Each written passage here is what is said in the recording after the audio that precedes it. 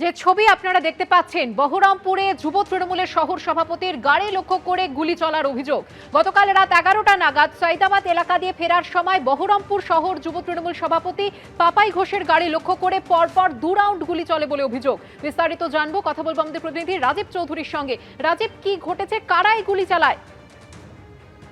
সুকন্যা, গতকাল রাতে বহরমপুর শহর যুব তৃণমূল কংগ্রেস সভাপতি পাপাই ঘোষ গাড়িতে করে তিনি যখন যাচ্ছিলেন, তখন রাত 11:30 নাগাদ তার গাড়ি লক্ষ্য করে গুলি চালানো হয় বলে অভিযোগ। তিনি যেটা বলেন, যেটা হচ্ছে যে মোটর বাইকে করে এসে দুষ্কৃতীরা তার গাড়ি লক্ষ্য করে 2 রাউন্ড গুলি চালায় এবং কোনো ক্রমে তিনি রক্ষা পেয়েছেন বলে তিনি দাবি করেছেন এবং রাতেই পুলিশ তদন্ত শুরু হয়।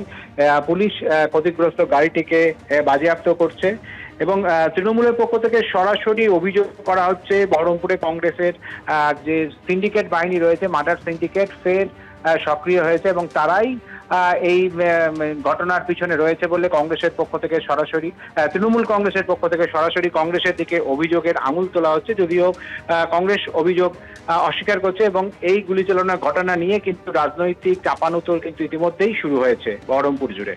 ধন্যবাদ রাজীব। বাংলাদেশ থেকে অনুপ্রবেশের সংখ্যা বাড়ছে। এই পরিস্থিতিতে গোয়েন্দাদের চিন্তা বাড়াচ্ছে দুই দেশের কাঁটাতারহীন সীমান্ত।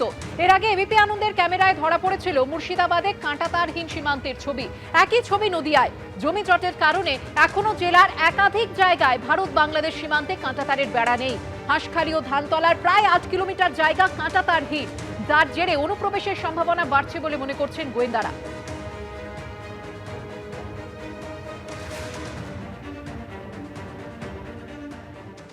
কি ছবি তুলে ধরেছেন আমাদের প্রতিনিধি পার্থপ্রতিম ঘোষ, দেখাবো আপনাদের।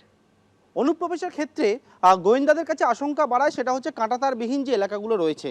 যেমন আমরা নদিয়ায় রয়েছে, যেটি দক্ষিণবঙ্গ ফ্রন্টিয়ার মধ্যে পড়ে, এবং নদিয়ার এই যে রামনগরের কুমারী এলাকা, যেখানে এই অবধি কাঁটাতার সেটি রয়েছে এবং তার পরবর্তীকালে এই যে এলাকা রয়েছে, যে জায়গা দেখতে পাচ্ছি সেখানে কোনো রকমভাবে কাঁটাতার নেই। এই জায়গাতে কাঁটাতার এখানে শেষ হচ্ছে।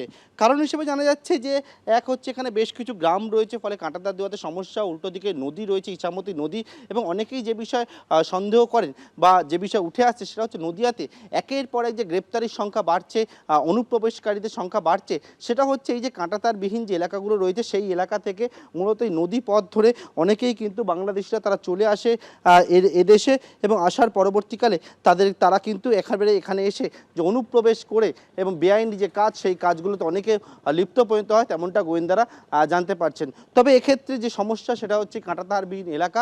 বিএসএফের নজরদারি এখানে রয়েছে।